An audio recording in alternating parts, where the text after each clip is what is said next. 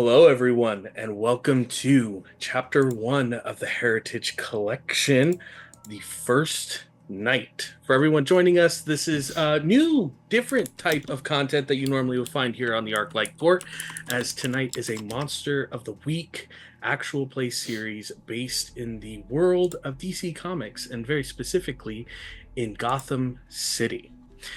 Joining me, my amazing and wonderful cast that is here.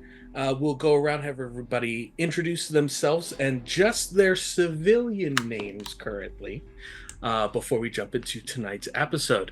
And let's start with Shadow.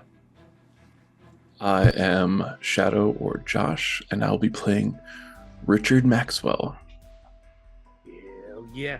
Serini. Hi, I'm Serini, also known as Serenity Cup, and I will be playing Maya Jane, but don't call her that. Call her MJ, please. The amazing Ray. Everyone, I'm Ray, and I will be playing Dalen DJ Jones. Let's go. And last but certainly not least, the amazing, wonderful, all-around bestie of my life, Paige. God, you're gonna make me cry already. Shit. Yes. I am Paige. I am playing Sophia Elliott, last heir to the Elliott family in Gotham. And I am Ark. I will be your MC, your game master, but more importantly, I will be the Gotham Tribune. I am the one providing the news information and lore and possibly the bad guys for all of these wonderful characters that are gathered here. But with that, let's jump into tonight's episode 1, First Night. The camera first pulls through the smog and cloud covered Gotham City, located nearby New Jersey, not far from Metropolis, Bloodhaven to the south. It is the beginnings of dusk. There is just a small bit of sunlight that is left above the clouds that just can't seem to find purchase or pierce through. And as the camera pulls into the active and bustling cityscape of Gotham, it moves down a series of alleys behind buildings. We see a shop window and a series of flat screen TVs. Some of them are marked to clear for probably the same value of the TV itself, with the Gotham City News. The anchor and the news is showing pictures of Bruce Wayne and images of a test shuttle, almost like private jet that was being developed by Wayne Enterprises to cut down on any emissions that are used by aeronautic travel that would make traveling from one part of the world to another part streamlined, safe, and above all else, affordable for any and all who wish to travel the world and learn more about themselves or the world that they are in. But something happened.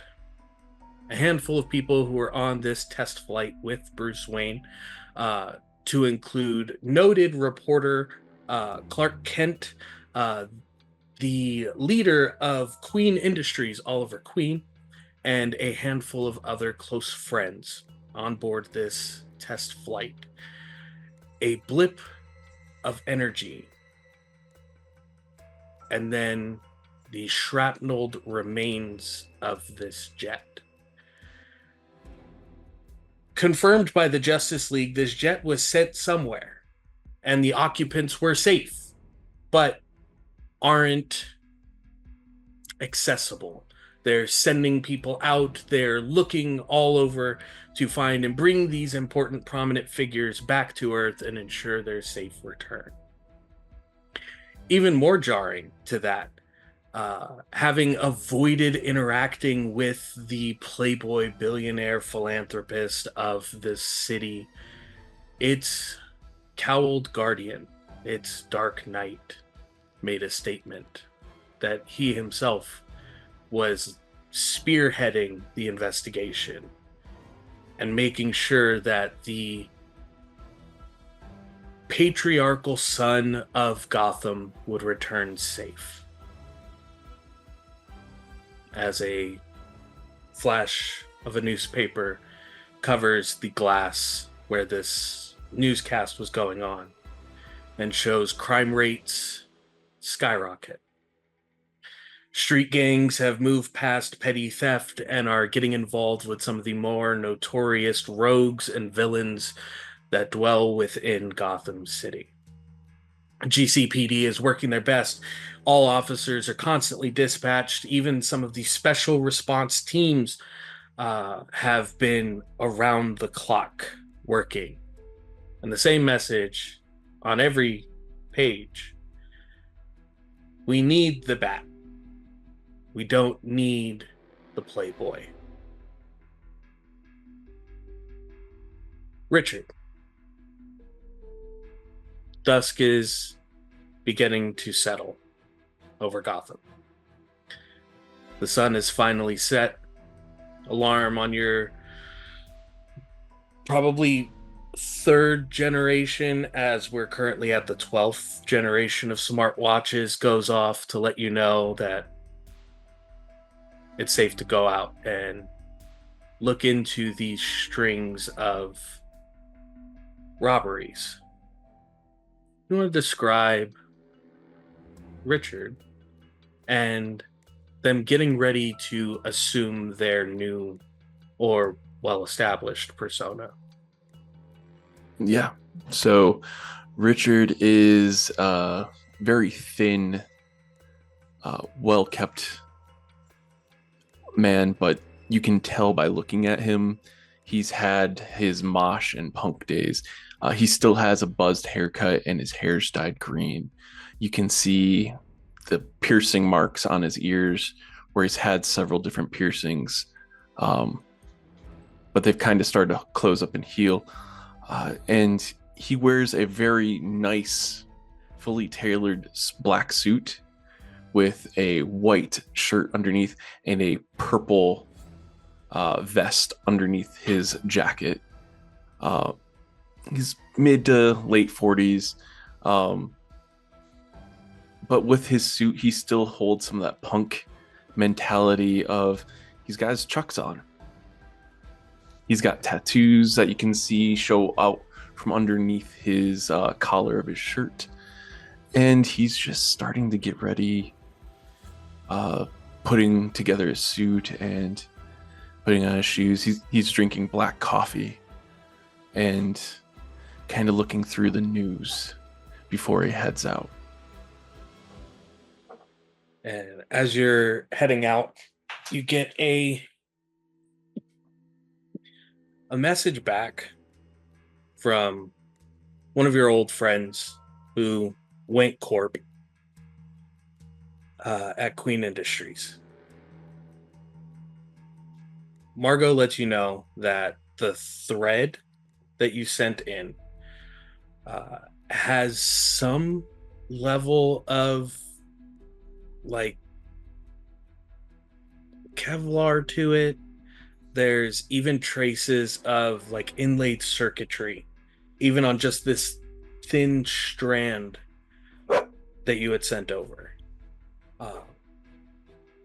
They said they've seen it a handful of times in a handful of different, cases and things that were sent over by the Green Arrow and by Batman and by Nightwing and several other well-named and established heroes of the planet. But they always seem to come from or be located in Gotham City. And each one of the times that they were identified, they were connected to a group known as the Royal Flush Gang. But this is, and even in the message, it seems like they've updated.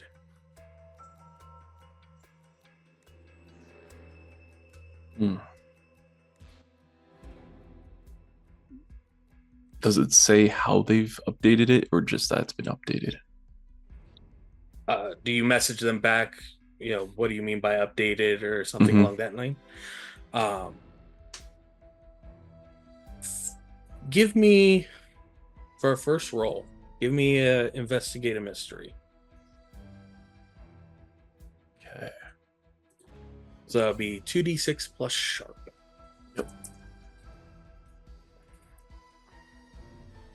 Well, for a first roll, that gives us a 12. Let's go. So on a 12 or a 12 plus, you can ask me any question you want about this mystery. Or hold 2 of the questions from the list, or ask 2 of the questions from the list. Well, I'm going to ask, like, upgraded in what manner? Margot responds with, even we're having trouble figuring out exactly what the synthetic microprocessors or circuitry that's involved here, and we're top of the line even compared to Wayne Enterprises current.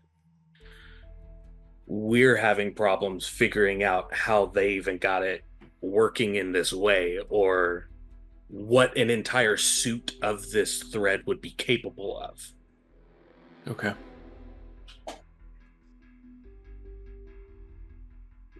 Do I still have some of the fabric?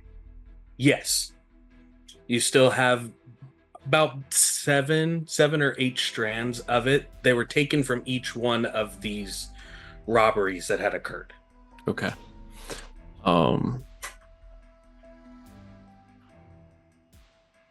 I would like to see if I can pick up any arcane essence on these threads. Okay. Do you want to use that as your second question for that 12? Either that, or I can do use magic if that works more, or big magic if it's going to take longer than just a. Well, you're currently still in public, is why Okay. I'm asking. Okay. Then I will hold on to that for later. Okay. I will say, at least for the time being, you haven't engaged in an arcane fashion with the threads. Okay. So that could be a way to test it that you hadn't thought of up until you got the report back. Yeah. Alrighty. And with that, you get a notification connected to police broadbands, open circuit channels, things of that nature. There is a current active attempted robbery. It's been held off. That is happening on Amusement Mile. It'll take you about 30 to 45 minutes to get there from where you are right now, but you're going to need to grab your stuff. Okay. Yeah, Richard grabs his go bag, essentially. He's already got his stuff stashed away, and he grabs and heads out. Alrighty. As you head out to the streets of Gotham to start making your way towards Amusement Mile, the camera pulls back and heads off towards Gotham Academy.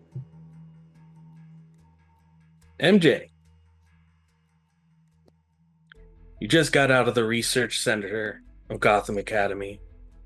Yourself as well, having tracked down a handful of these robberies after they had happened. Came across some of these threads as well. And testing them out in the research lab at Gotham Academy, they are not responding to any acids, any bases, any energy, like running electricity through it, trying to set it on fire. It is non-responsive. There's no damage done to any of them this whole time. You want to describe MJ for us? So MJ is I would say quite a lot on the leaner side. She's 5'4" on a good day. She will not let you round that down at all whatsoever. You'll get on her bad side. She has dark brown hair with, for a university student at like in around 21, you wouldn't expect her to have that much gray hair, but she's got silver streaks kind of just going all throughout her hair, and it's woven into a braid, and that she's twisted around into a bun to keep it out of her face. She wears long white sleeve collared shirt under like a gray knitted vest that's kind of just tucked into some jeans with some boots, and just very practical. And she always carries around backpack that's bright purple with dangling keychains of various cartoons. So And it's while you're in here, you can hear somebody heading towards the door that's getting ready to walk into the research space. And just as the door gets ready to open, is there anything you'd like to do? MJ would probably throw off her safety goggles and try and kind of stash it away softly to the side and look very casual, like she's meant to be there, not like out of place or anything, just trying to look like she's just chilling, working on some classwork or something, an assignment.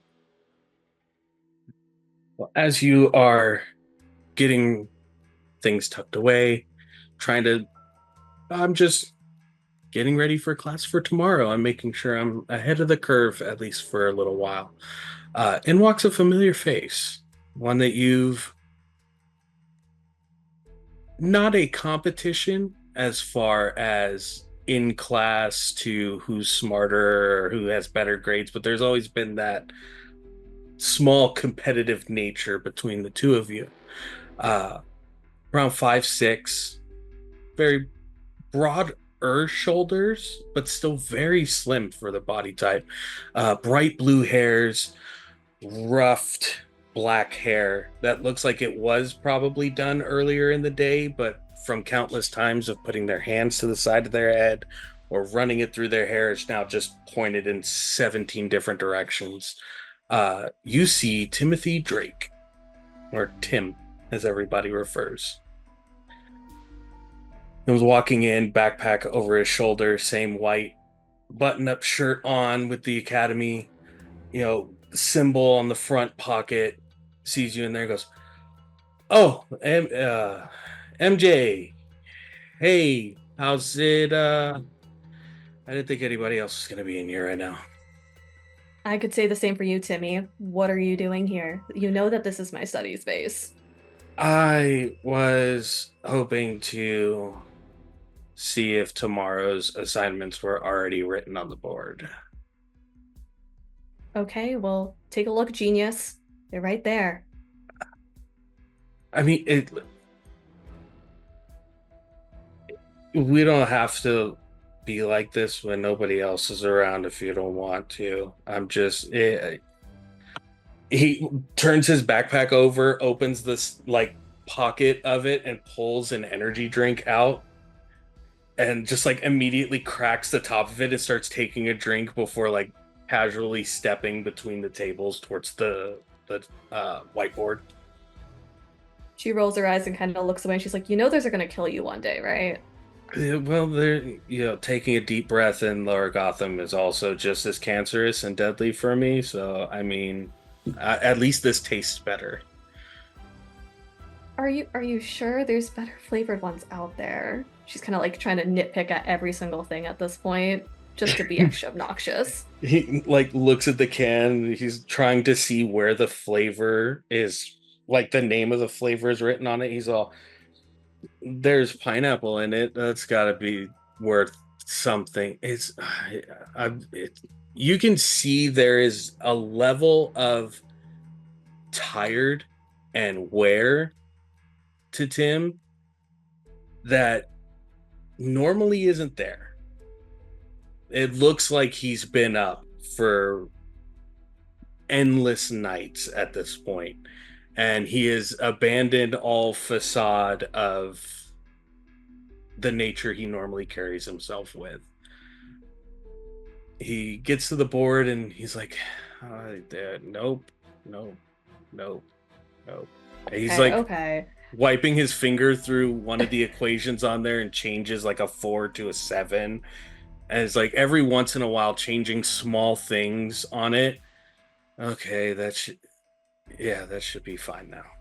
And turns back around and goes, do you need a ride home or anything? Actually, do you think you could drop me off at work? Would that be Yeah, possible? yeah. Where's your work? It's just the boba shop, couple streets down. Yeah. I got you. He sets I'll the give you a can. free boba, no caffeine. But that's the best part. He I sets the promise it'll can taste down. good. Um, you, where did you stash the threads? I probably just put them in my like jeans pocket, like just Okay. kind of tucked it in real quick. Okay. Um, then if they weren't stashed on the table or near any of the other things, then you're fine here. He takes the phone out and goes to start texting and then realizes, wait, no, don't text Alpha. And then dials a number and puts the phone up to his head. Rich.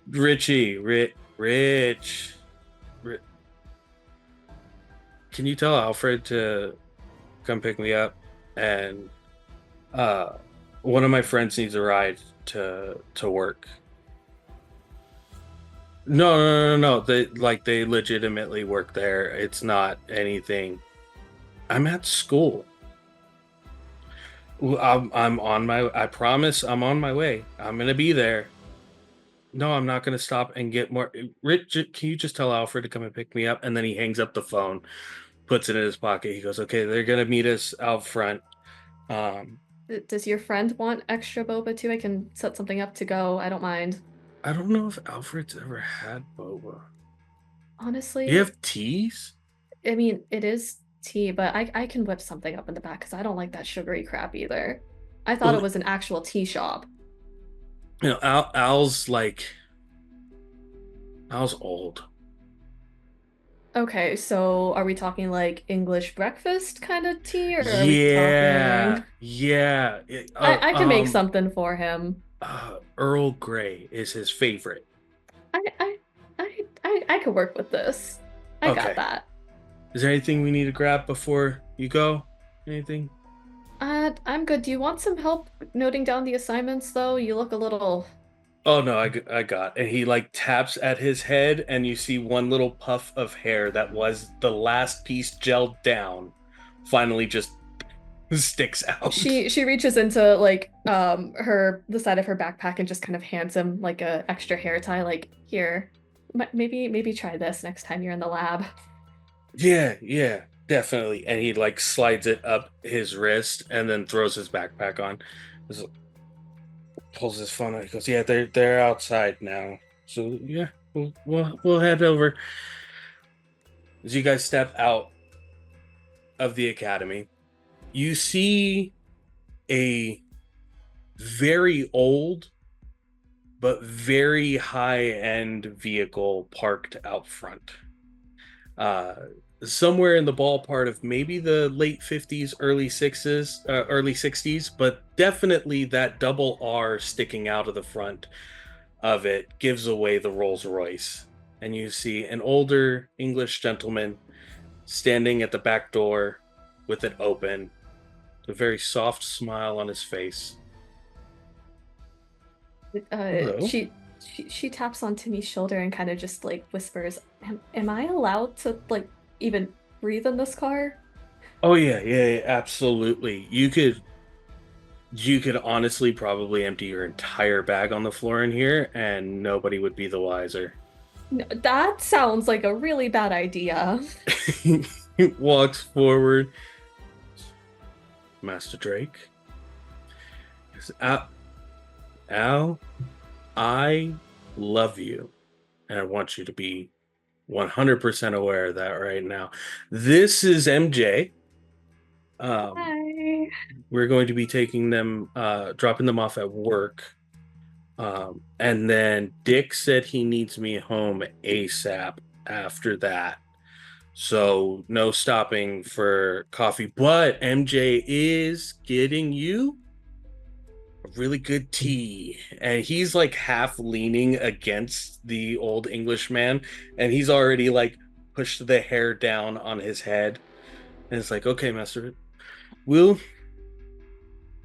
we will take care of everything we need to. And just kind of like moves him into the car before it looks to you and goes, Madam MJ, it's a pleasure to meet you. I am Alfred.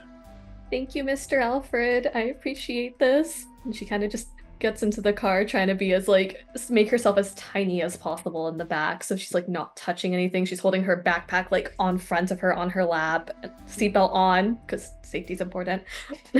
He closes the door. You see him even like for a moment take a small bit of cloth out of his jacket and like wipe the handle on the outside before he moves to the front of the car and starts driving. Tim is laid across the whole rest of the seat that you're attempting to not occupy and has the can dangling between the tips of his fingers off the side and is just MJ like tries to reach and just grab it so that way it doesn't spill.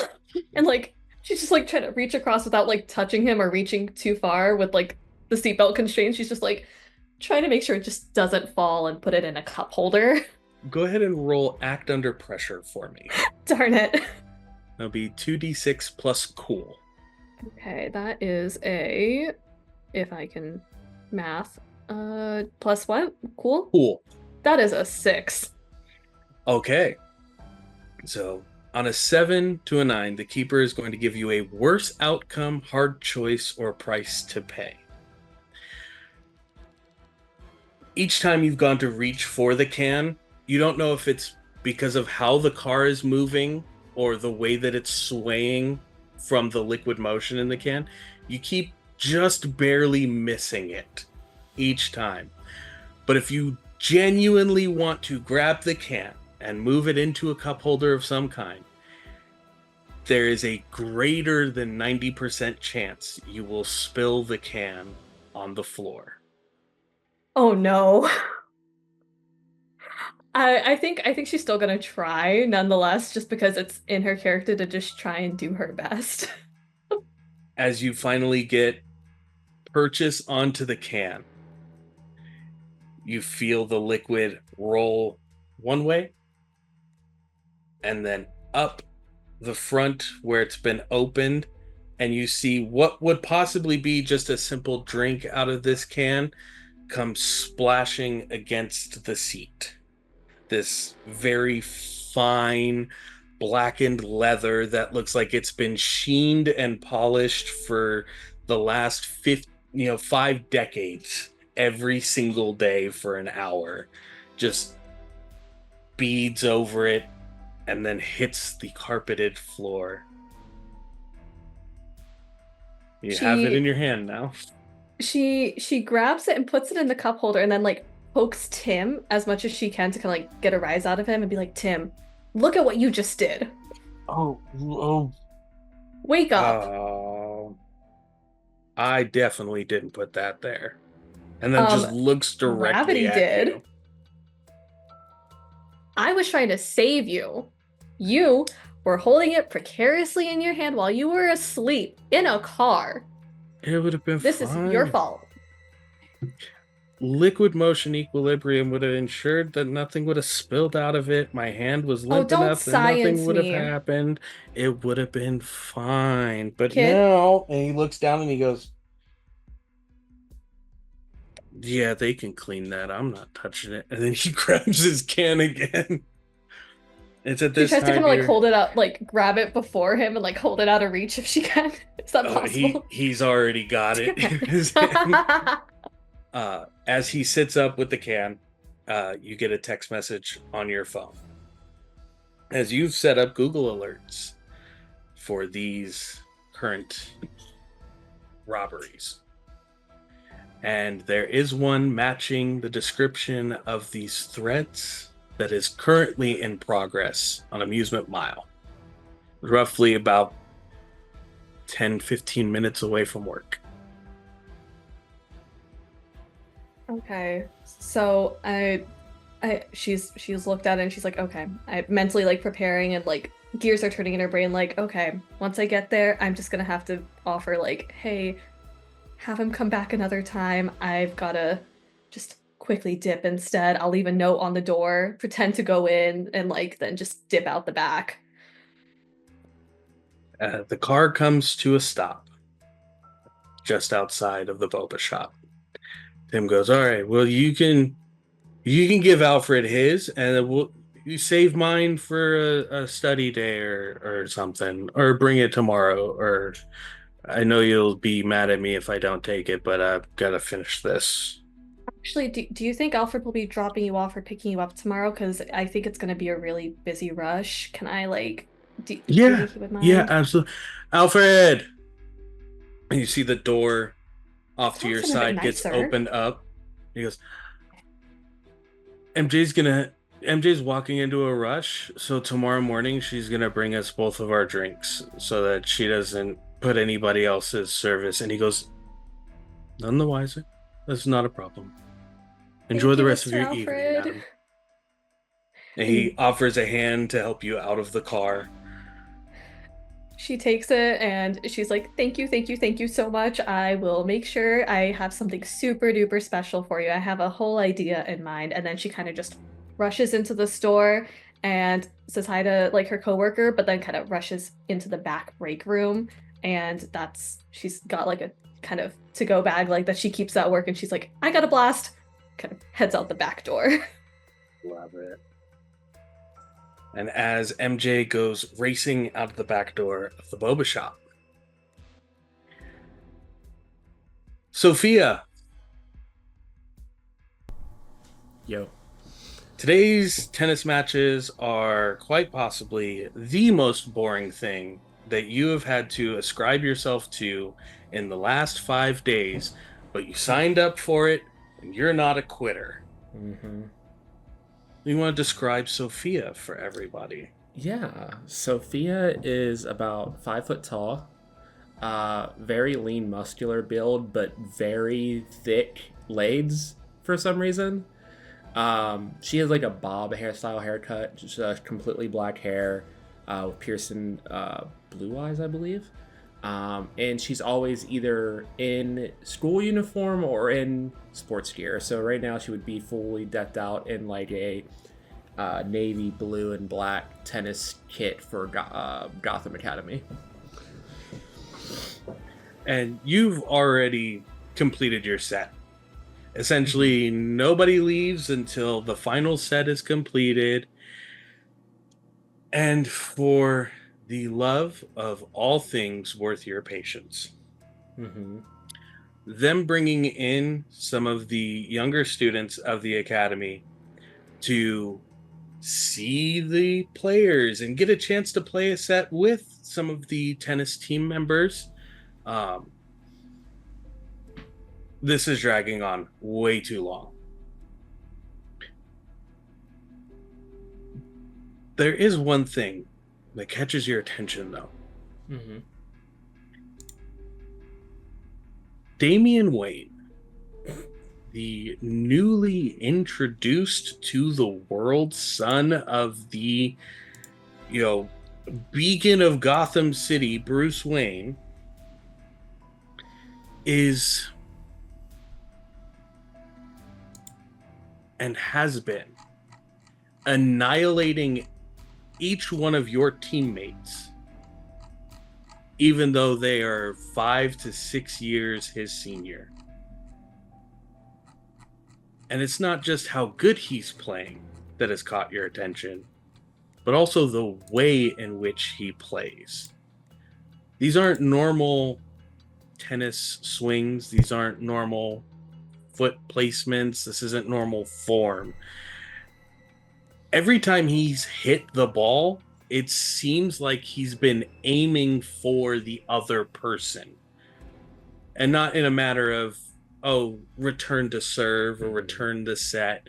No, like he's aiming to hit them in the face, in the throat, in the stomach, in the knee, and people are very last minute having to dodge out of the way or try and reposition their racket in between the ball and their throats, and has taken every set.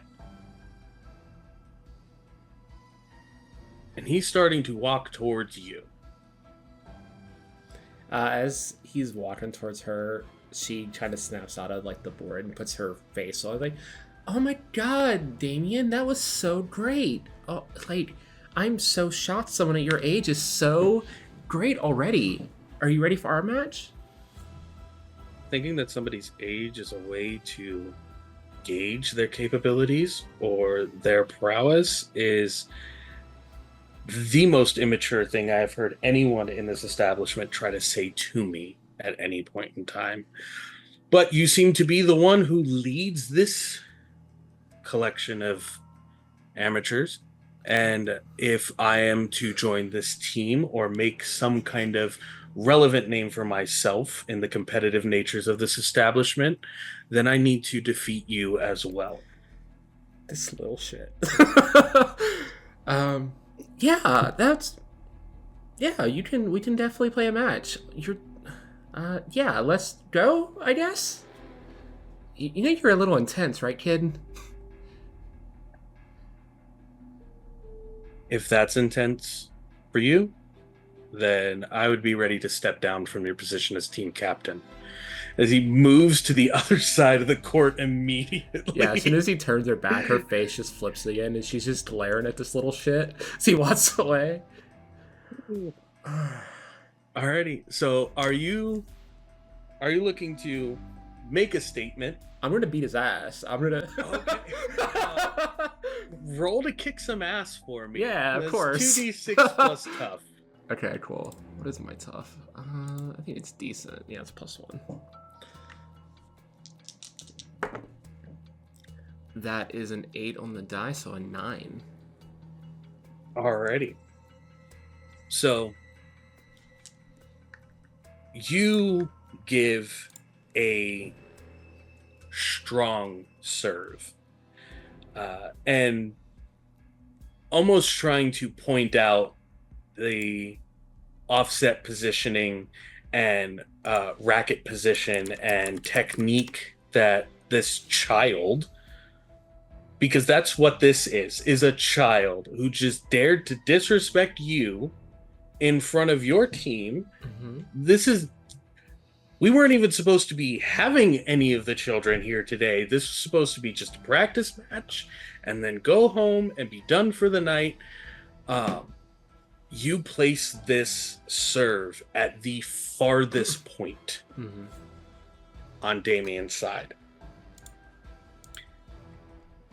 And in the barest of moments, just before it goes out of bounds, this kid is there. Mm-hmm.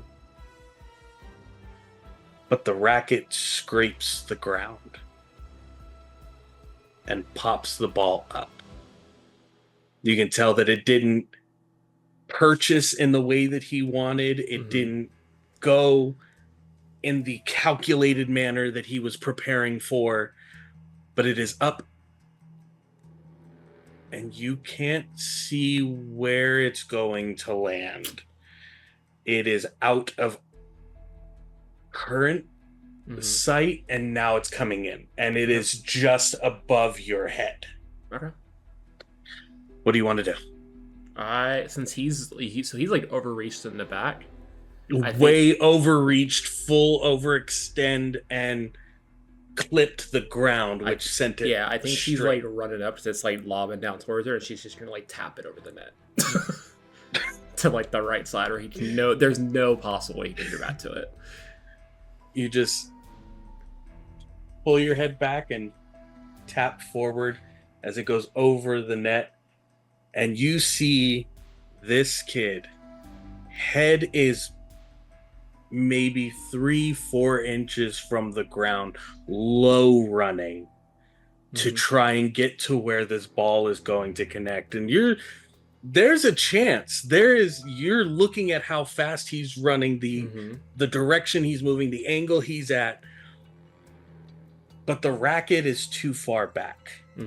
He's not going to be able to pull it in front of him and pop it up. But he gets to where the ball hits the ground and taps 2 or 3 times before he stands up immediately and goes, maybe next time try not cheating, and then just turns to walk away. Well, that's 15 love. It was a good effort. You overextended just a little bit. That'll get better in practice, but you're really quick. I'll give you that much. Still my serve, though? We can call it a draw. He's like saying this over his shoulder, refusing to look at you. He doesn't want to lose, so he's just calling it and everything. Got it. She just chuckled a little bit. No worries. I'm sure we'll get plenty of time to play on the team when you join next year. If I join. He like zips open the bag for his racket, just hyper aggressively. I think she just chuckles and heads over to the team and like, good job, everybody. He was just a little intense. It's fine. You'll do better with practice. Remember what I taught you. Becky, you overextended a lot. You just gotta get better at that. It's okay. We know that your serve's still not the greatest. Yeah, the front of her neck from Damien. You might want to ice that. You know what? All of you head to the trainer's room, I think. Yeah, that would be for best. And I pull out my phone and I shoot MJ a text. The Wayne kid tried out for the tennis team. This little kid's intense as fuck. Don't you go to school with his brother? I'm assuming MJ might be running and texting, so there's probably typos amongst this. But she's like, yeah, they're wacky, but I don't know if you can make it out. So it's probably like with all sorts of random mishmash of stuff. Nice. I just tuck it away. Well, I'm gonna head out, you guys. See you guys tomorrow. And I think she'll just start making her way to her apartment, because classes are done for the day, and this is the last thing she had on her plate. As you are leaving the campus, heading down the street towards your apartment, you see 2 or 3 GCPD armored vehicles are barreling down the road. It looks like they're heading for the northwestern bridge to head into Amusement Mile. Ooh. And this is when your phone gets a notification. A very familiar armed robbery technique was applied no more than 4 miles away on Amusement Mile. GCPD has already scrambled there and is holding whoever was robbing the place in the building. They have not been able to escape or leave, but it is confirmed that the 4 or 5 ? Are still within. Okay. Yeah, she'll go on her phone and she'll go to like, she has like the newest phone out, unlike Richard, and goes to like her secure folder that's on there that she has. And then she has like a second secure folder that she made inside of that. And there's just one app in there that's a little purple app with a white owl head. And she'll just click that. And she'll go into it, like a little like database come up in there, there'll be like a little chat function, and she'll type, situation going on. Can I get some information on this? And I want to use my initiate started move. Because I believe nothing's happened to put me at bad standing with them yet, so. No, nothing. Yeah, so I'll roll with Nothing Charm. at all. I love that I've made Charm my dump stat for this move, but it's fine. It won't have any bad consequences. Okay, I rolled a 10, so that's going to be a 9. So it says on a 7 to 9, you get a mission associated with the mystery, and if you do it, you'll get some info or help. The response back you get, and there's like an owl's face that pops up as an avatar. The little wings start flapping for a second, and then it looks like a quill writes out a message. It says, ensure that whatever is attempted to be taken is stopped, but we believe it to be the Royal Flush Gang. Sounds good. I'll see what I can do. I'm just heading home from school. Just wanted to make sure it was nothing too crazy. But yeah, I'll see if I can get through the mess and grab whatever it is, or at least get the cops' attention or something. Thanks. A picture pops up, and you know that it's only going to be there for maybe 3 seconds. Yeah, I would say she probably has a pretty good memory, so she just scans it until it disappears. It is a dark brown leather bag, like Okay. looks like a duffel bag, and inside, circled, that's inside there, is a collection of fabrics Mm-hmm. and some kind of gold thing, whether it's a medallion, a necklace. There's some gold fixture that's inside this bag, and a series of fabric that's in there as well. Okay, cool. She'll be like, noted. Thanks for the information. I will touch base with Frank tomorrow. And then she'll just like close the app and lock it all back up and stuff, and she'll start running to her apartment, which isn't As too you far are- from the school. Yeah, as you head off to your apartment, the camera pulls. The closest to Lower Gotham, as we see DJ currently sitting in front of their laptop with a message up that says, O would be happy to see somebody's still trying to keep things going over there. You want to describe DJ for us? So DJ is around 5'5", 5'6". Brown skin. Her hair is in like shoulder length locks that are kind of fuzzy. She generally has like shells and stuff and little like charms and crystals that she's picked up through her hair.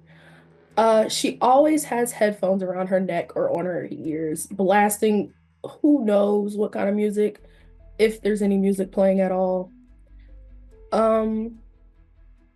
She always has like this nice gold necklace on it that has some rings on it. And she's generally in like skinny jeans, Converse, a huge hoodie, and there's always a glove on her right arm. But if you pay attention to her just enough, you might see a little bronze metallic something or other happening around her wrist. But you see this message pop up, and even though nobody's faces or information is really on there, you know that this is from the group. That this was it Uncle Gavin? Yeah. These were people that your Uncle Gavin worked alongside for a period of time. And the one that's writing right now, you know, is normally referred to as Silhouette. They are the other half of the internet and cybernetic portion of the group. Another message pops up and says, how's the arm treating you? PJ just kind of types, arm's great. No complaints yet. Kind of sticky. But thanks. It'll take a little bit, but think of moving it like drawing. Noted. With a little like smiley face. One of the other members in the group, who you know is, their moniker, Hercules. pops up and says, "So the stuff you sent is it's good tech, but it shouldn't be this small. I don't know how they got it this small to where it's fitting in threads. Uh, but it looks like it definitely has something to do with the Royal Flush Gang. I can tell you that much. They used something similar to Wow. this 7 years ago, 8 years ago. So that's all the information. Can I actually, because I'm pretty sure I'm gonna have to roll for this. Ask like, so that's all the information we have. Give me an investigate a mystery.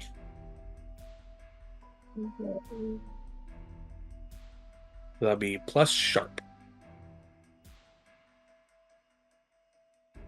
That is an 11.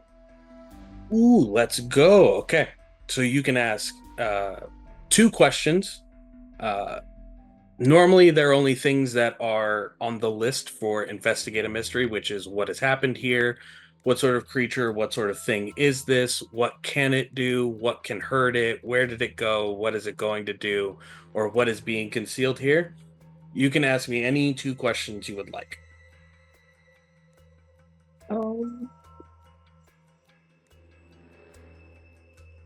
What exactly is being concealed here? Okay. And do we know who put it there or how they put it there? Okay. What's being concealed here? There is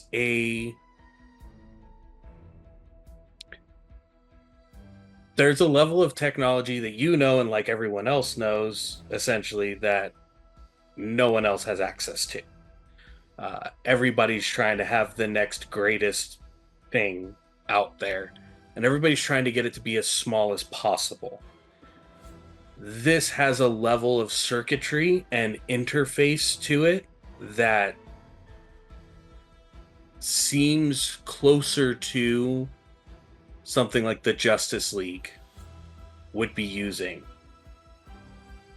Something that people who make these costumes for heroes would be using. And somebody has gotten access to it and is now using it to glow up some of these villains here in Gotham. And then your second question was, why is it being concealed? Yes. Whoever is doing this obviously has gotten access to this level of cybernetics and engineering and things that, again, Batman would use something like this. The Green Arrow would use something like this. Uncle Gavin would probably have used something like this.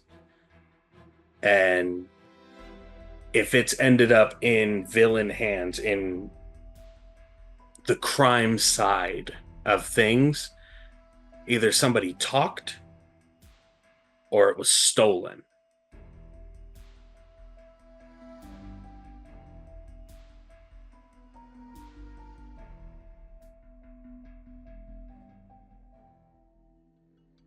I think DJ at this point would just be like, cool, thanks. Tell the fam I said thank you.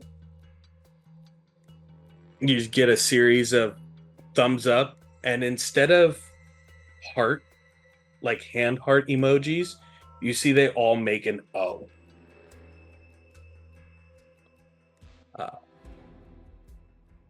And then a ping. Hercules says, looks like Royal Flush is just a few minutes up north from you. See if you can get a little bit more. And we can find out what's going on. Time to have fun with like another thumbs up as she closes the laptop and like starts to walk off. You grab your stuff, get ready, And as you're getting your things together, the sun finally sets on Gotham. And just like every night, even though the city, the people all know that he's not there, we see the bat signal immediately projected onto the clouds in Gotham City, before 4 silhouetted figures find their way to Amusement Mile. And before we see what these silhouetted figures look like, we will take our break right here. Everyone go ahead, use the restrooms, get something to drink, take your meds, get a snack. If you got headphones, earphones, take them off, massage your ears, stand up, do a little stretch, smile, be happy, because we're getting ready to get into meeting our heroes for the first time and seeing how they do when all 4 of them are in the same place at the same time. I'll see you all soon. Take care.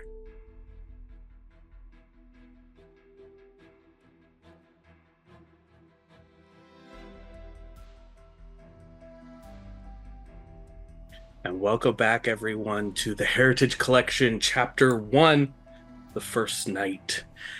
And as we're picking back up, the sun is finally set. Bat signal has been projected into the sky of Gotham City as 4 silhouettes make their way to Amusement Mile, where a current robbery is taking place, and whoever is doing so has been stopped from leaving, and they are holding down the fort to say. Have everybody roll 1d6 for me real quick and tell me what you get. 5, 2. 3. 2. I got 3. a 2 as well. Twinsies. Awesome. All right. The punk. You're the first one to get to the area. You can see that there are a handful of GCPD squad cars that have a nondescript building, kind of like cordoned off. There are no outward signage. Even all of the windows look heavily tinted to not be able to look within. Some of them have already been shattered and broken, but you can't really see inside. But you see a handful of GCPD police officers, and one of the up-armored specialized vehicles is parked outside. Side doors are opened, and you can see there's an array of like computer screens and like tactile interactive monitors that are up that are looking over the entire space. But what does the punk look like? The punk is wearing that suit that he was describing earlier, with his black pants, black jacket, white shirt, purple vest, the green hair, and his Converse. And he's got a bag just kind of tossed over one of his shoulders.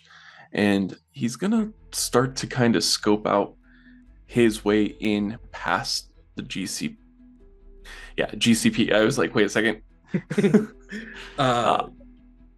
Give me either investigate a mystery or read a bad situation.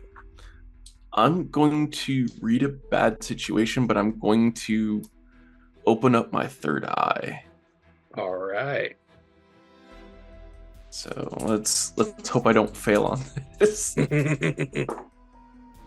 So that is a 7, which I get to take +1 hold. Mm-hmm. You're looking for the best way in around GCPD, not being seen by them, anything Correct. of that. Okay. There are 3 or 4 other buildings that are around that same, the area that's been cordoned off. And you can see that the 2 buildings off to the right that look identical to it, the wall that should be like bisecting these 2 office spaces or these 2 areas isn't there. like this is just two entrances into a larger space. Okay. And that same building that's cordoned off has that same layout. You're seeing it through the glass, but they only have the one side of it blocked off. So if you can either get around the back into that second half of the building or go behind the GCPD into that building, you have a clear way into where all of these people are gathered. Okay. I think Richard's just gonna try and sneak past the GCP. Just around the back of them? Yep. Okay. Not act suspicious, just, act like I'm supposed to be there. Got it. You're not using any magic, you're not just walking past, essentially? Yeah, just walking past, like, he may be, like, muttering to himself, like, but he's not actually casting any magic at the time. Okay. You're able to get around the back of that specialized vehicle where they've got all the screens and monitors up without an issue. All that attention is being funneled into this, and walking past it looks like they're pulling up like the layouts of the building, what's the easiest routes to get through, and things of that nature. And it doesn't look like they've seen or know what you know, because the layout they're looking at, there is a wall that separates those two spaces. And even stepping around the barricade that's been set up around there, nobody is the wiser, because everyone is guns drawn, looking at these broken windows, waiting for some kind of response that's coming from within there. Okay. You get to the side of that building. What would you like to do?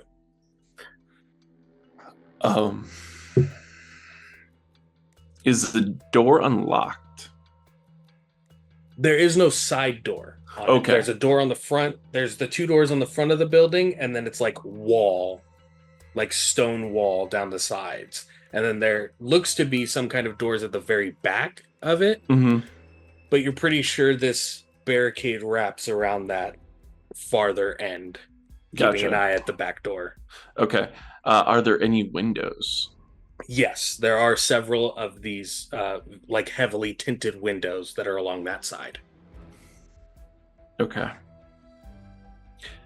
Is the window at a height that Richard could climb through one if he were to make it through, like open a window or break a window? You could definitely break the windows. They're definitely... So a location that me and you are familiar with, the businesses that are nearby Storyteller's Brewery, if you really like a really nice drink, I recommend the Purple Rain.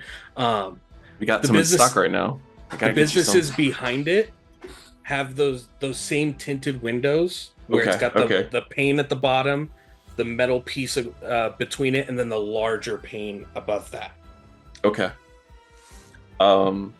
Richard's gonna then actually put his hand on one of those panes of glass, and he's going to cast some magic to allow himself to move through it without actually breaking the glass.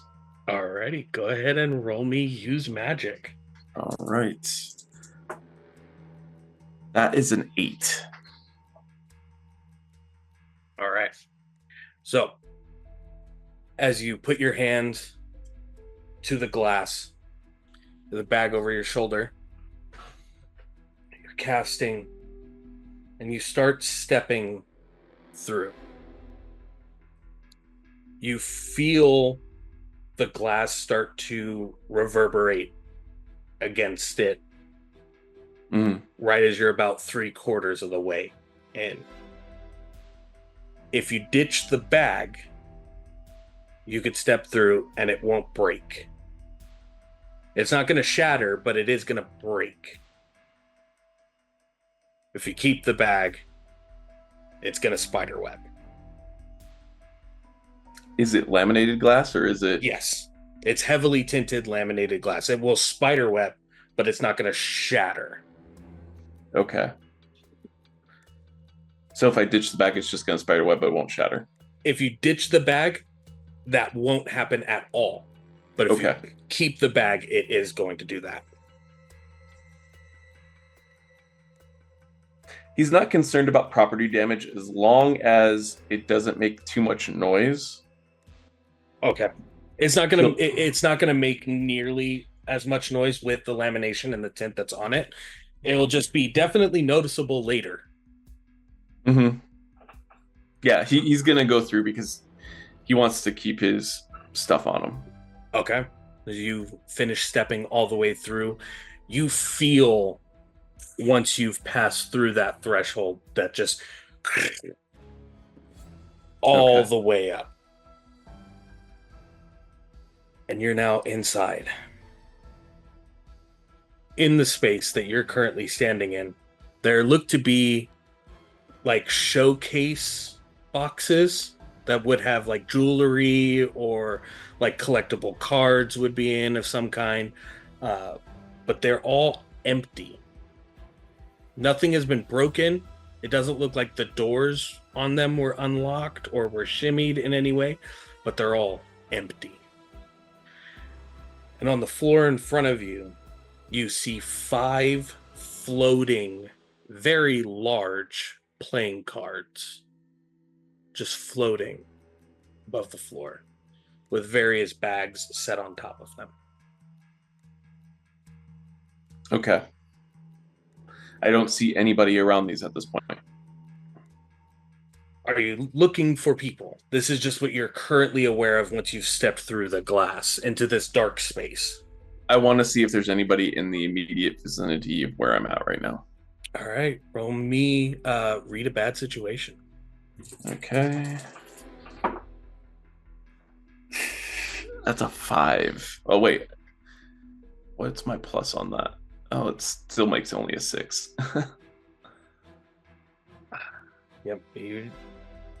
So that's an experience. You're not seeing anybody.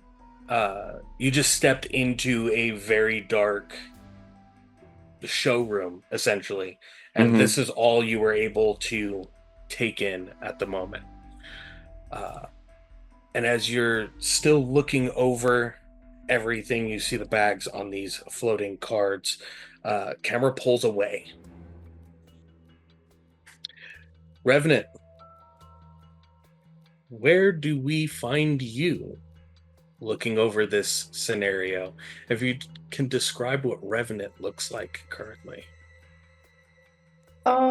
So Revenant is wearing like baggy black cargo pants, a long sleeve black shirt that one sleeve is normal, but the other one stops just above her elbow, where you can see the beginnings of this bronze metallic metal hand with all these wires and different gears that you can see. She has black combat boots, a black like cloak wrap with kind of like the weighted hood, like very Assassin's Creed point, with a black face covering. So literally the only thing you can maybe make out is her eyes. And she has like a large sniper on her back. She has a visible hunting knife strapped to her leg. And she's probably like laying on her stomach, looking through the scope of her sniper into this building just to see the layout of the land. Go ahead and give me an investigate a mystery.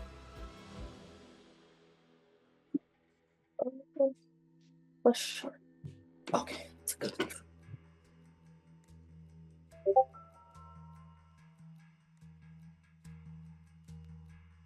That's a 4. Go ahead and mark that experience. Looking through the scope of your sniper rifle with the current interface from the group, it identifies the various GCPD officers that are outside, and it gives you like a little HUD square above them, and it has like years of service, name, little small picture of their face from like the city website, essentially. But looking through the broken glass into the space that they're all focused in on, you see a box pop up and then close, and then pop up and then close, and then pop up and then close, but no information filling in. This happens roughly about 5 or 6 times.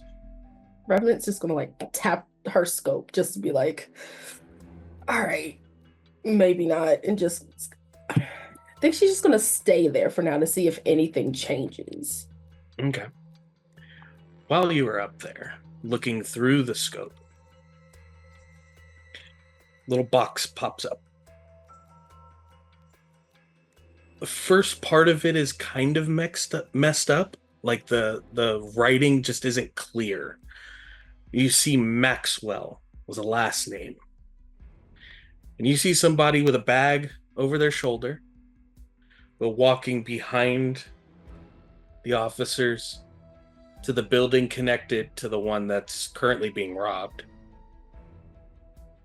Kind of like sniper roll a little bit, angle the scope to keep an eye on them, and you watch them get to the windows on the side, look at it for a moment, put their hand to it, and they walked through the glass. They walked through the glass. Rub on the end of the scope for a second, clean the other end. It was crystal clear just a second ago, but something must have been wrong. Look back, and they're not there. But that glass is now spider web cracked, but still standing. Okay, Revenant, that's too much coffee. You need sleep, because there's no way people are just walking through walls. No, that's not what I saw. There's definitely it's foggy. There's definitely they climb through. Yep. It's a crystal clear night. This is what happens when you don't sleep. Family told me to sleep. I need to. She's literally just got this ongoing monologue of like, it was definitely sleep. You need to go to sleep. This is all a dream. As you're watching over this, something catches your attention probably 3 or 4 rooftops away. Recoil. I love how you knew I would be on the roof. You made sure that the service that you used was discreet and knew to raise the dividing window between the driver and the passenger so you could get ready. I took a car service and heroed up in the back. They stopped roughly 3 or 4 blocks away. Okay. You exited the vehicle and bounded across to where you now have eyes on this investigating this current hold down of an area. Mm-hmm. What does Recoil look like? Okay, so Recoil, the first thing you notice are these massive metal boots, like this gunmetal black boots that go all the way up to her knees, and actually give her about an 8-inch height jump.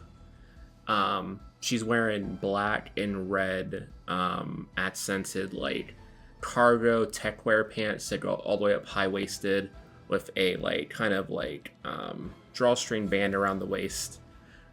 She's wearing a like shoulder cropped hoodie that kind of like the shoulders are completely out, but then it's cropped at the bottom, and then wears a black Kevlar sports bra underneath that. She has a black face mask pulled up that has digital wired in so it can make expressions in red. And then she's wearing like red classic like cyberpunk glasses. And then the other thing is she has sprayed red into parts of her hair as well to hide the identity a little bit better. So there's like really bad red hair dye sprayed through her hair at different intervals. There was a cleaning fee that went through on the charge for some kind of paint spray in the back of the vehicle, but It's fine. I can afford it. It's not a big deal. pay it no mind. What do you mean? It's not I the don't- first time. I don't look at the receipt. What do you mean? No, it just popped up on your HUD because it is connected to It everything. is connected to my phone, yeah. It's connected to everything. Yeah, I will just you see she'll like get as close as she can, so her boots will jet and she'll just like boost jump to the next roof and the next roof to get to that building right next to the one. And just kind of like crawl up to the side of it on her stomach and just kind of get a scope of what's going on from there. As you get to the edge of that roof is when you see somebody walk through glass. They just walked through glass. They didn't break it, they didn't shatter it, they didn't cut it, they didn't anything. They had a bag over their shoulder and bright green hair, and they just walked through glass. Interesting. It's Gotham. I'm not gonna question this. Does this other building have roof access? There is roof access. There Okay. look to be 3 or 4 skylights with a larger, not like 10, 15 feet, but maybe like 3-4 feet of like a pyramid shaped glass covering over a main skylight that leads into the top of the building. Okay, cool. She is going to, just while still laying there, like curl one leg up towards her, so the back of the boot's facing her, and this little light spring is going to shoot out into her hand. It's like a little red spring. She's going to like just start twisting it and just kind of aim it near where the cops are. And if it lands, I want to try to use magic quotations to Use make gadget. a loud sound over in that area to give a distraction so I can jump on the roof and gain access. Got it. So you're sending like a cherry bomb off. Yeah, over just there. like a loud beeping noise off to the side to pull their eyes away so they don't see me jump and jetpack onto this building that they're all watching right now. Go ahead and give me use gadget. Okay, that is a weird roll. I am good at weird. Thank God I'm good at weird. So that's a 7. That's a 7. Okay. I rolled a 5 So- on the die, but I have a +2. I'll give you the option. Okay. They either see where this device came from, or they see you land on the roof. I don't care if they see the device. It's pretty low tech, so I'll let them see that. No, they'll see where it Yeah, came I'm from. fine with them seeing where it comes from instead of seeing me actually land. That's a better option, honestly. So as you pull the spring back, you press the little button on the noisemaker, and as you let it go, there's either a bit of plastic or a bit of metal at the end of the noisemaker that wasn't smoothed out. Shit. And there's a like whistling sound that didn't come from the noisemaker as it's let go, and just cuts through the air going behind them, and you can see some of them immediately turn to look at the rooftop I'm that you already, were I'm on. already jumped, yep. As you land onto the roof across. That was close. Okay, let's head down. See if I can find Magic Man or whatever the fuck that was. Punk, you hear 2 thuds on the roof above you. Yeah, I was gonna say, it's not discreet. These are some fucking heavy ass Yeah. boots. And then you hear a male voice say, 10, I thought you made sure that no one would be interrupting this.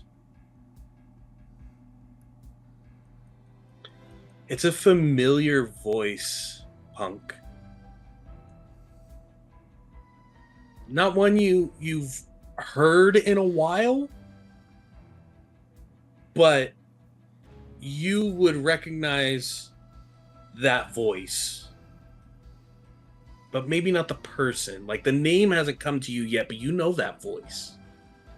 You've heard it before. The Recoil, how are you getting inside?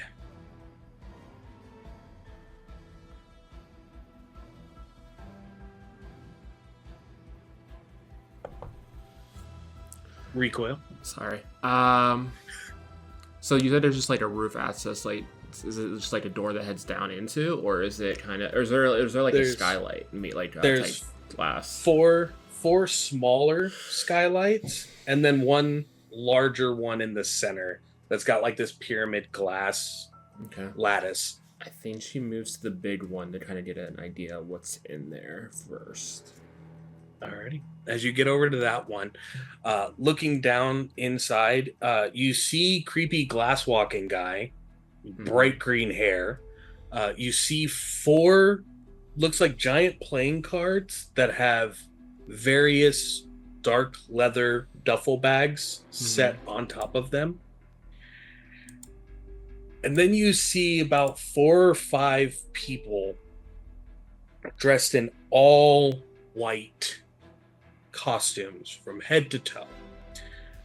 One of them looks to be male with a like gold crown set onto their head. Another female where the cloth kind of stops at the shoulders and has a deep V down the front, and there's a collection of like gold necklaces on her neck. You see a male, roughly late teens, early 20s, but very athletic build, long black hair kind of like falling out of the top of this costume.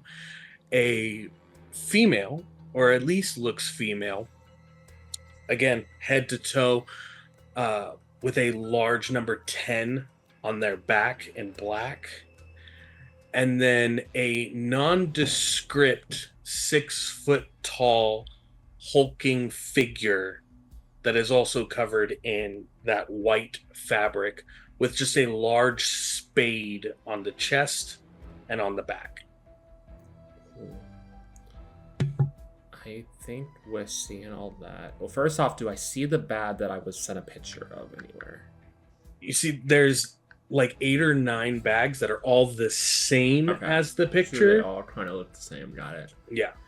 I think I want to scope out the room, so I think I want to roll read a bad situation and use my glasses to kind of like read who these people are and read who the weird magic person is.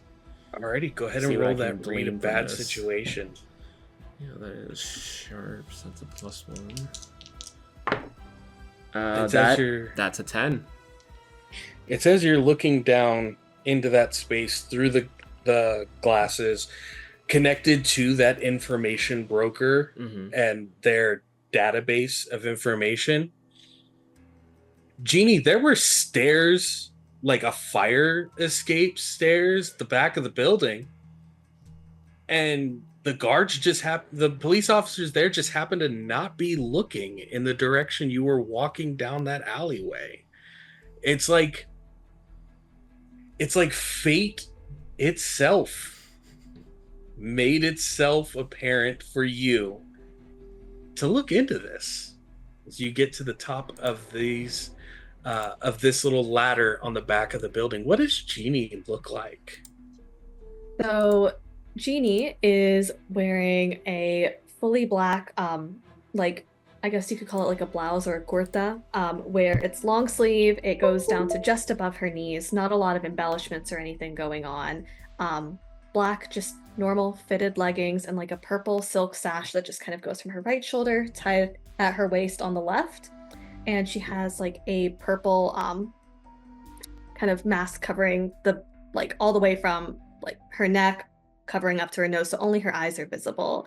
Her hair, which is normally like in a braided bun, is just on a very high braid going all the way down her back, and she's got a crowbar just kind of strapped onto her back. She's just kind of walking, and she's like, "Oh, okay.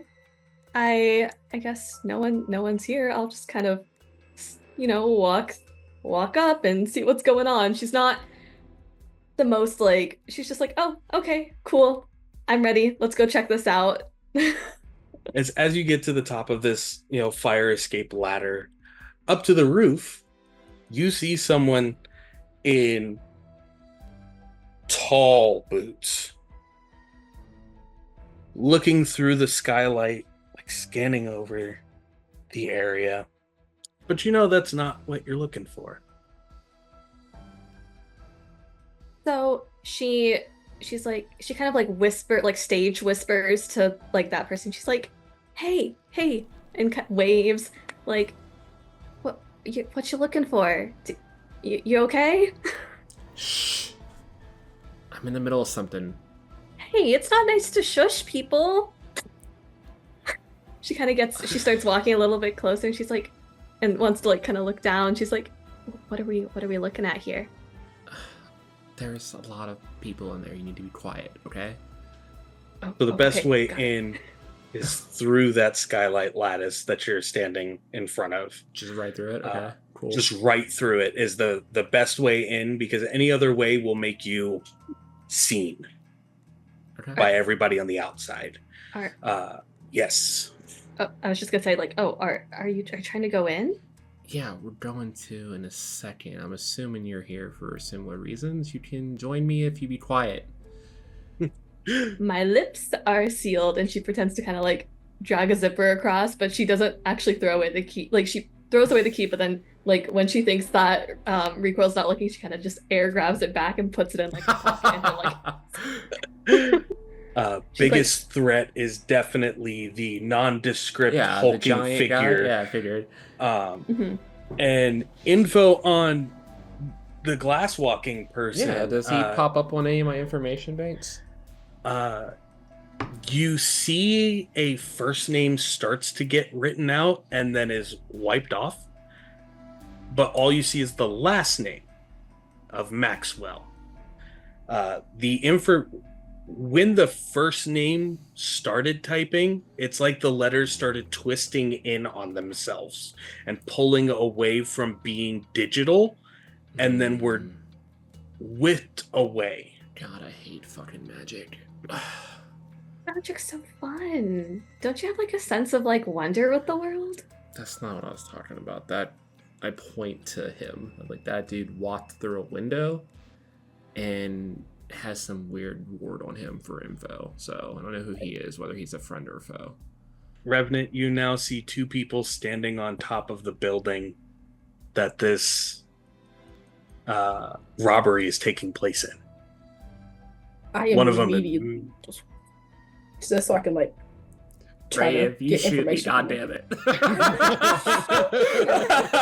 My scope can read I know I information. beat you up when I GM for you, but you don't need to take it out on me, okay? I love you. I have this feeling that Ark's about to get revenge on me.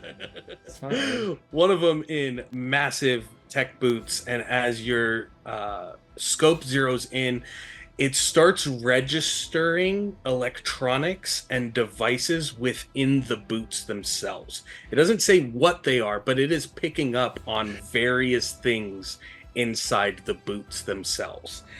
And then there's someone there. There's no information. Not a single bit. But they've got a crowbar on their back, and they're standing next to the person with all of this gadgetry inside of the boots that they're wearing.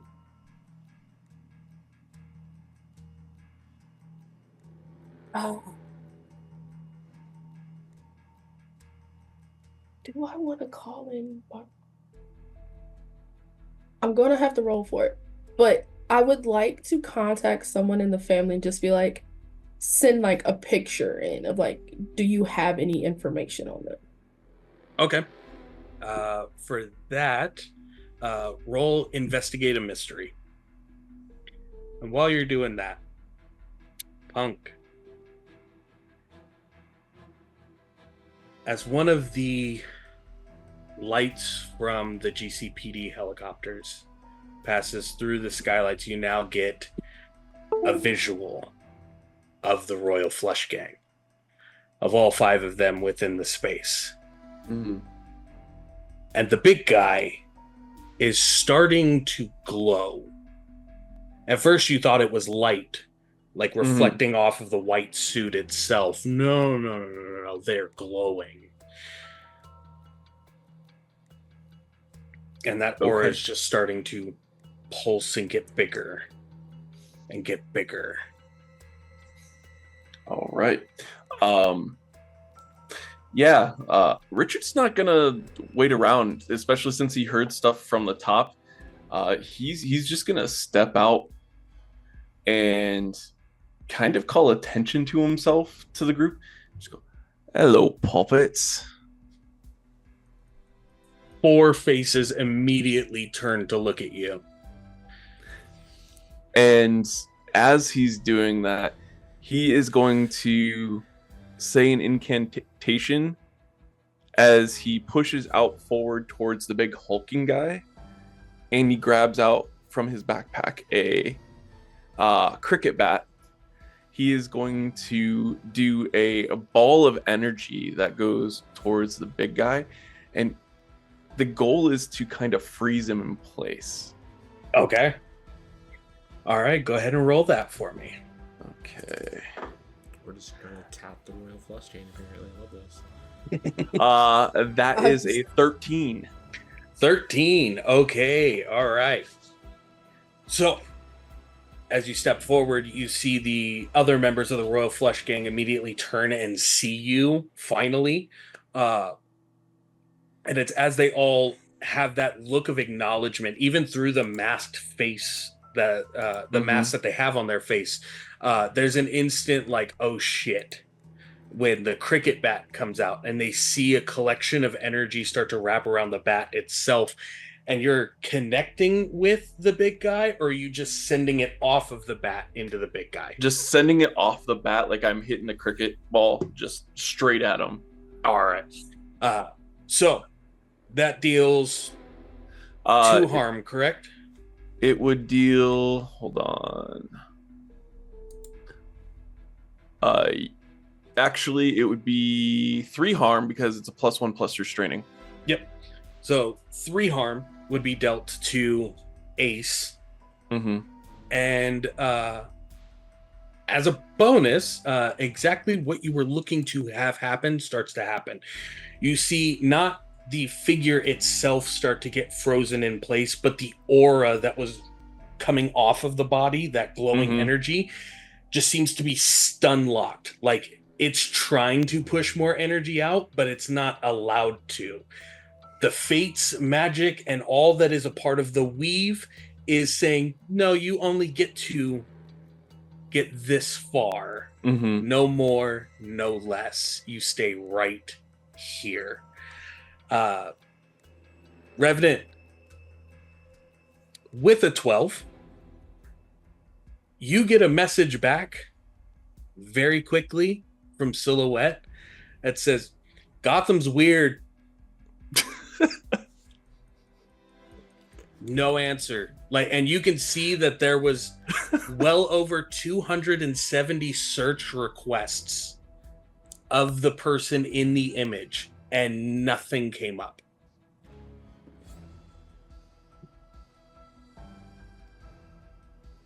And then you hear somebody talking through that broken glass. You see glowing energy start to radiate out of that space. And the 2 up top, what are you doing? Oh, well, I guess. Shit. Oh, this is. Okay. I can use my crowbar, and she starts like reaching for it. Yeah, you want to pop the glass open? That'd be great, actually. Okay, I can do that. So she's kind of like figuring out which side of it to use, and then she realizes, okay, it's like this flat side, and kind of starts to pry it open. She's like, okay, should we just do we drop in? Like... If there's like a thing we can drop onto that you said that's like hidden, right? Like a balcony, there's like a central space thing. Yeah. Okay, yeah, I'll pop down on that as soon as it's open without even waiting for a genie. She's like, oh, okay, I guess we're doing this. You just see Recoil jump through the space, and then right before they land, like an updraft just stops it from hitting the thing, so they don't slam into the metal. This time, I remember to engage it. MJ's like, she just takes a deep breath, and she's like, okay, I guess we gotta do this. So she tries to kind of almost parkour-ish, like just jump down, and she wants to do a superhero pose, but she just ends up landing like a normal person, I guess. She's like, darn. You land. Zero noise. You stick the landing. It's You know like what? fate wanted you to land this. Wow, I guess superhero landings are overrated. I could just land like a normal, like just upright. It's fine. Revenant, they just dropped into the building. You're seeing nuclear energy signatures start to pulsate from inside of that building that's radiating out now. I wanna just run, Mhm. and since Recoil and Genie aren't, they haven't seen me yet, have they? Nope. No. So I want the light or the thing I just saw them go through. I want to just stand at the top of it and look down. Like, I don't want to be seen. I just want to stand there so I can see what else is happening inside. As you get across over to the top of that building and you're standing at that opening looking down, you can see Recoil standing there. You can see someone. Gotham's weird. Glass walking dude's inside there with a cricket bat, and he just threw energy onto the big guy that's in that space. You feel a tap on your shoulder.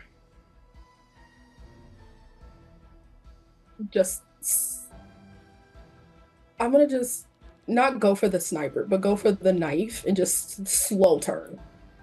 Just As you slow turn hand on the knife, you see a cowled individual. Full mouth covered with the bat ears pointing off, all black. Cape hanging over the shoulder, slightly effeminate bat person. Not looking through the scope, don't have much info on this, but they don't seem to say anything before they wrap their arm around your waist and you see a grapnel get fired off of out of the other hand and pull the two of you off of the roof. Genie and Recoil, as you guys land within that area looking down, and you see Magic Man and Royal Flush Gang and something keeping the big guy from sending out any more energy. The back door of this building gets kicked in.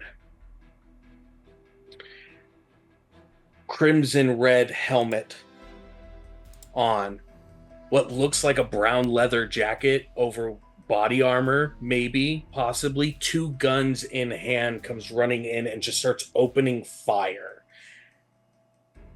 And you hear, loud enough for the three of you in the space, he will go nuclear any second now, get out, and just keeps opening fire, walking down King, Queen, 10, and Jack, trying to push them away to make a way for you all to exit out of the back of the building. Okay. so they get a polite run and I get Yaga. Got it. Before I grab Genie and jetpack us out of here, can I use magic once real quick? I want to try to snag one of these bats as we head out. I also would like to use magic before I get yeeted out by Recoil, please. You use one of your gadgets to grab one of the bags? I have, like, use magic has a thing that's like a portal thing, but I'm going to use it instead of, like, I kick out like a clockwork that attaches to it and then, like, magnetizes it to me type of thing. Okay, go for it. And then, Genie, what would you like to do? So I would like to use magic to trap like at least one of the like people in place if I can, because I'm like, oh, maybe we can, try and interrogate them later if this place doesn't blow up. So I just kind of want to trap, I think, what was it, 10 in place if possible, and like kind of magical girl it, like, I don't know if anyone remembers, but Winx Enchantix, how she has like that fairy dust thing, and she like draws a little pattern to make it happen. So she grabs her crowbar and she kind of like draws it like a magical wand, twirls it in a little shape of a heart, and wants to try and trap him. Do it. Go ahead, roll plus weird. I rolled a 9 So I get to choose the effect and the glitch, and then you tell me what the glitch ends up causing. So the effect is that I can like pretty much teleport in quotes that to me. And the effect is I can draw attention. I'm fine with that. I got a 7. We're running anyway. I can draw immediate attention. It's the same thing. So we'll start with recoil. One magnet exits out of the back of the boot, connecting into one of the bags. You can see the pointed spike ends of it grab onto the edge, and then that tether goes into effect and starts pulling the bag up towards you. As this happens, you see that the other members of the Royal Flush Gang, who are trying to now contend with Red Hood, known crime boss and possible vigilante, who knows, he does good stuff sometimes, but known crime boss just walked in and started opening fire. Jack notices you pulling the bag up towards you, and you see a singular dagger shaped like the diamond suit come out from his hand and cut into the bag. As it cuts, something falls out of the bag. It sounded heavy, but no idea what. It's fine. But the bag does come to you. Genie. The fairy dust goes into effect. Heart is drawn and sent down. It's almost like the rug or the carpeting of the room itself like reaches up and around the legs of 10 and tries to hold them in place. It's not damaging. It's like, no, you're going to stay here. You're not allowed to leave yet. Fate has other things in store for you. It holds. But you see King, or could be King. That one looks like a queen. They called that one Ace. Puts his arm under her armpits, wrapping right around her torso, and leans. And you see the carpet that was wrapped around her legs get ripped off of the floor. Damn it. And they turn and start running for the front of the building and not the back. Punk's gonna see Red Hood coming. Oh, bollocks! And he starts running towards the hover cards. Mm-hmm. And he's going to use magic to enhance his physical capabilities to try and grab one or two of the bags as he's running out past the Red Hood to try and get out. You're gonna try and bank back, grab the bag, and then rush out the back door that he just kicked down? Right. Okay. Go ahead and give me use magic real quick. 9? Okay. So I get a glitch. Yes. You do enhance. Which would be more important for you? The strength to grab the bags fast, like to know for a fact you have the strength to grab the bags, or the speed to get out of the room? The speed to get out of the room. Speed to get out of the room. Okay.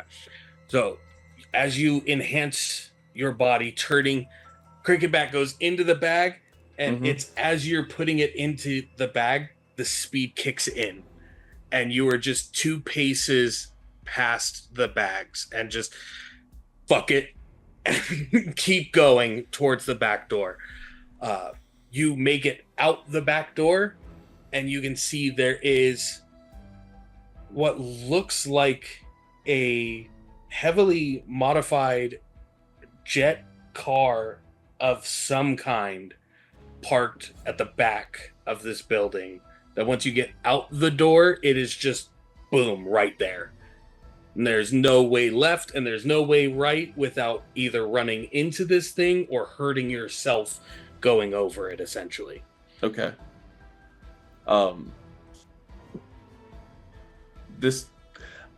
technically, I was reading for no limits on there.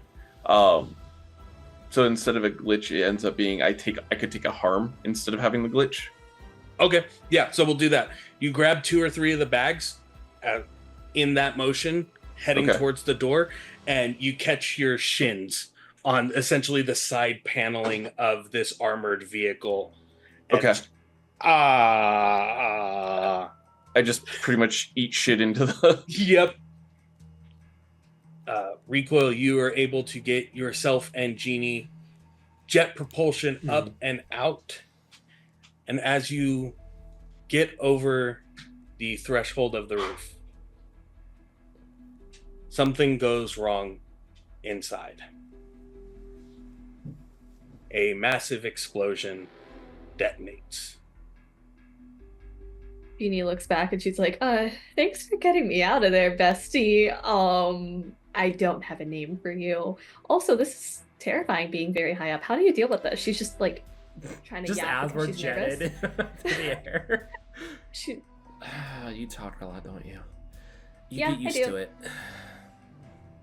I'd like to say my mom used to say that it was like really charming, but you know, I have a lot to say and I'm pretty entertaining and I can be a pretty good friend. Okay. We should be friends. Okay, sure. I land on the roof next to this building, or as far back as I need to, like, to avoid the like impact of this. It would be getting to that next like high roofed building behind. Because I can't technically fly, so I think she lands on the next building and then immediately jumps again just to avoid, like, just hop in as far as she needs to. And as you settle yourself with Genie, you see someone with a sniper rifle on their back, a large knife affixed to their side, standing next to one of the bats. My mom said don't talk to strangers. You've been talking to me nonstop since I Yeah, found like, you. You passed the vibe check, okay? I'm so just sitting there like princess Excuse carrying me, you as we excuse land. I don't like their energy. I'm gonna be real. They motion for the two of you to approach. She kind of looks up. She's like, should we go with them? I mean, it'd cause more issues if we didn't. What's up, Revenant? Can we not just pick me up like that? Please. Thank you. I can walk. Also, who are you? She points up when you say I can walk, and then points down to where you guys were. It just kind of shrugs. And then motions for all 3 of you to get closer. This one of my arms doesn't shut up, and that one doesn't talk, or whatever. I just start walking over with Genie still in my arm. Genie's like, you know what? I could. Well, you know what? She's like, you know what? Never mind. I'll just chill here. I set Nice. you down as soon as we get over next to the 2 of them. But... She's like, oh, well, okay, and just kind of starts trailing behind a little like sad puppy energy. Like, okay, this is fine. Once fine. the 3 of you are gathered around Batwoman, she points at all 3 of you, and then she does this. So Genie is just like thumbs up back and finger guns. You then see a small red button come up from between her fingers that she pushes down, and an aerosol is released onto all 3 of you, rendering you unconscious. Can Genie quickly do like a little thumbs down before she It just fades. No. In the same vein, you see Revenant's hand but it's the mech hand. It's just Punk, as that explosion has gone off, the enhance form that you took was able to shelter you from the damage of it. As you hear from behind you, you fucking John's guy, right? Oh shit, I need to replace these filters. John. voice matches, fucking Constantine's dude. Get in the car. And you see the whole top portion of this vehicle just shift open and then lay over. I'll get in the car, but don't ever compare me to that wanker Constantine. No comparison. He let me know that you were. Let's just get in the fucking car. He climbs in. He hits a button in the center between the two of you, and you see the glass pieces pull over the top, and it says, Clown Point Safe House. Orphans got the other ones. Yeah, they're trying to help. But we can take all the help we can get. You can feel the vehicle is moving at a speed that doesn't make sense for the lack of motion in the cabin. He goes, okay, so you know Hellraiser, you're here for a reason, obviously. Hood works, Red Hood's better, keeps the respect running for the name. These guys are no fucking joke. A lot of these guys are growing a set that I didn't think they honestly ever had. The helmet disengages. The front plate slides forward. The back half is pulled off and ahead. You see a domino mask over the eyes. Bit of brown hair, little messed. The small silvered streak on the front portion that disappears towards the middle. So, Bat's gone. Things have gone to hell. All the help we can get, we're willing to take. And at least, I know you have some kind of reputation. The rest of them, not so much, but we'll take any help we can get. Just a quick moment. I was hired to do an investigation. Yeah, by me. Ah. Okay, Mr. Red Hood, you said. Yeah, you can go with Hood. We're going to get to know each other really well, really fast. And from the connections that I've made, you're pretty good with secrets. I like to keep it that way. Play It close works to for the me. chest. No one will believe you if you say who I am, which makes it even better. I'm Jason Todd. The only reason why I tell you that is because everyone else, as far as the rest of the world is considered, I died when I was 12. So, things kind of work out when it comes to this business when everybody thinks you're dead. Fair enough. I have a feeling somebody's helping people like them. And he points back. You're blocks away from whatever just happened.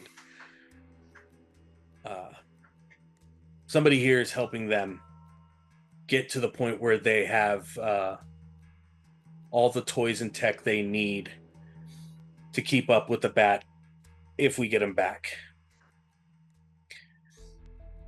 So we need to make sure that whoever's supplying that stuff can't supply it anymore, and find out who gave it to them to begin with.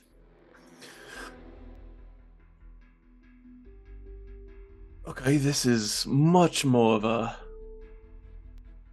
bigger investigation than I thought it was going to be. I'm taking any hands I can get. I mean, if the pay's good. We'll call it, how does a solid $250,000 sound up front? Sold. Yeah. 2 rules. 2 big rules. Similar to me, everybody that you meet, that you interact with, that's a part of the team, ixnay on the identification A. If you're going to talk in person, you talk in person. If you're going to talk in this, you talk in this, whatever this is. For not liking the guy, you're really like walking the same march he does. Mhm. Second bit, whatever we have access to, you guys have access to. Unless somebody else is using it, it's yours to use. If it breaks, it's gonna be on you to replace.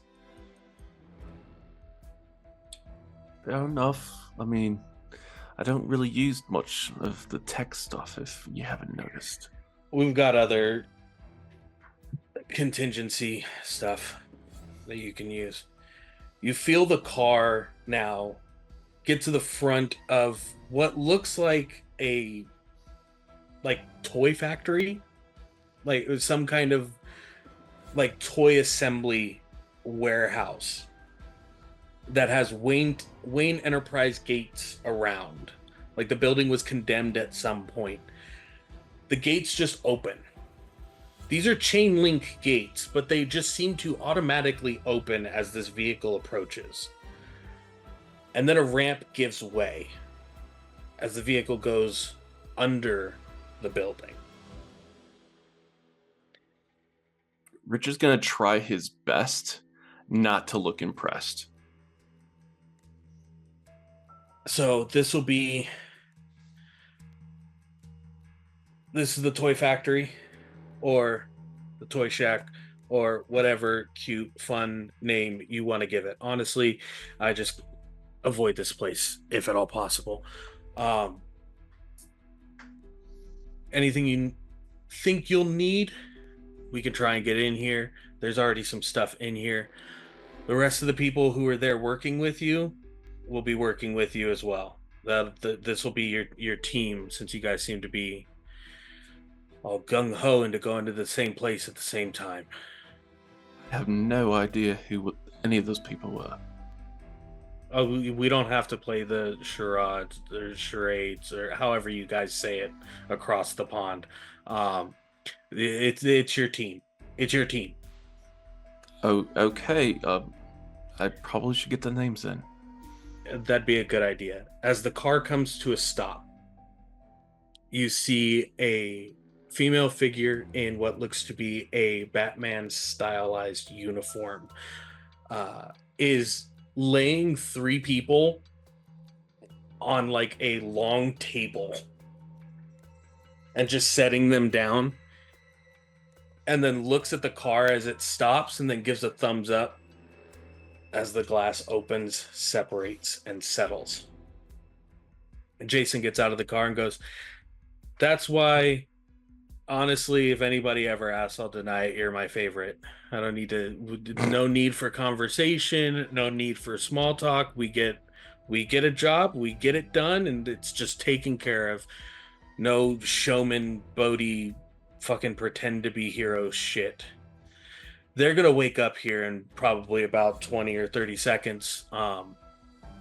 We're not gonna be here for that. But when they are awake, he points over and you can see a large, massive computer. There's probably 15 or 18 monitors and screens on it. You can literally press any button on there and it'll turn it on, and Oracle will update you. I think Red is still running around. Nightwing is pulling double duty, so he's dressed to impress and also not. Duke deals with the mornings. Spoiler, I said Duke. Remember, none of that stuff. Signal deals with the mornings. Spoilers normally got his back on that, but if we ever need somebody else on another spot, she's got it covered. Robin is my headache, no one else's. Fair Leave enough. the kid alone. Fair enough. Yeah, I don't usually talk to many people unless I have a reason to, so... That's great. As aerosol goes off around you, and you are rendered unconscious.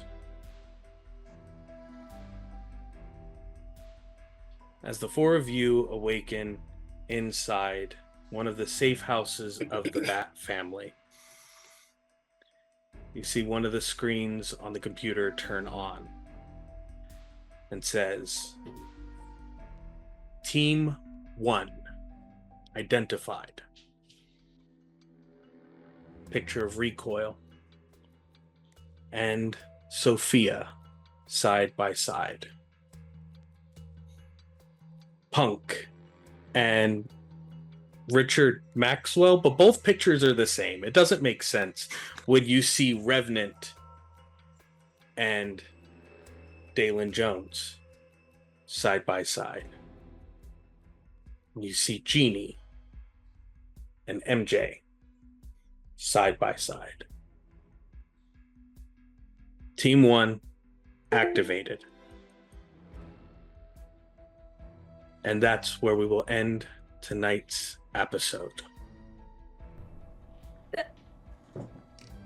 Oh, damn. Okay. That was awesome. Thank you all need for more. joining us here tonight for episode 1 of the Heritage Collection, Chapter 1, First Night. I have been the Gotham Tribune. I have been your game master, Arc or Arclight Court. Find me all over the internet at Arclight Court, but I'm not the important person here. I'm just the voice in the sky that makes no goddamn sense. The important people is my amazing cast that is gathered here with me. Ray, where can they find you on the internet? Hi, you can find me everywhere at the Ray Wilds. I'm on Twitch, I'm on Instagram, Threads, Blue Sky. Yeah. Yeah. Paige, where can they find you, bestie? Hey everyone, you can find me everywhere at Pluto Cleric, except for here in YouTube where it is Pluto's Underworld. Serini. Okay, first off, Arg, you are super important, so don't say that again. I will fight you. But hi, you can find me everywhere as Serena Teacup on literally every single social platform. There's a Beacons that has all my stuff. And I'll be at a con this weekend, so expect some DC content, guys. Nice. I'm so excited. Let's go. And Shadow. I am Shadow. You can find me on most platforms as Shadowed Out, except for Twitter because fuck that place.